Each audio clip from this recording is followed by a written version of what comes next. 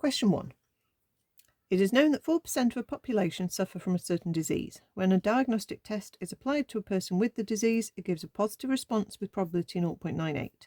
When the test is applied to a person who doesn't have the disease, it gives a positive response with probability 0.01. Using a tree diagram, or otherwise, show that the probability of a person who doesn't have the disease getting a negative response is 0.9504. Okay, so let's draw a little tree diagram. So we've got the first branch would be whether you actually have the disease or you don't, because then after that we've got the probability of if you've got it, then the chance you test positive is, and if you haven't got it, the chance you test positive is.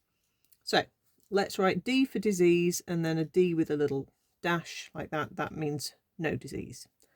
So we know that 4% have the disease, so that means that's 0.04 and 0.96.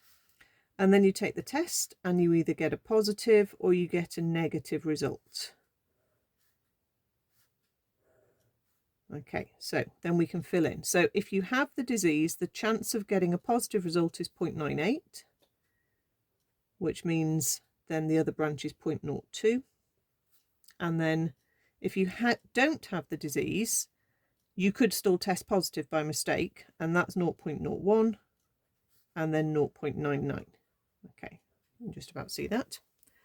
So all part A asks us to do is just show the chance following one branch. Okay, if you don't have the disease and you test negative,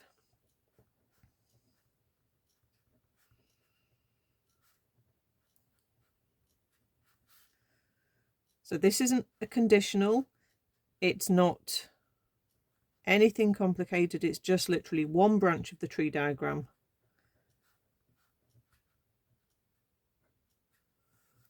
It's just seeing whether we know that it's that root. So let's just check that that gives us the right decimal, which it does, 0.9504.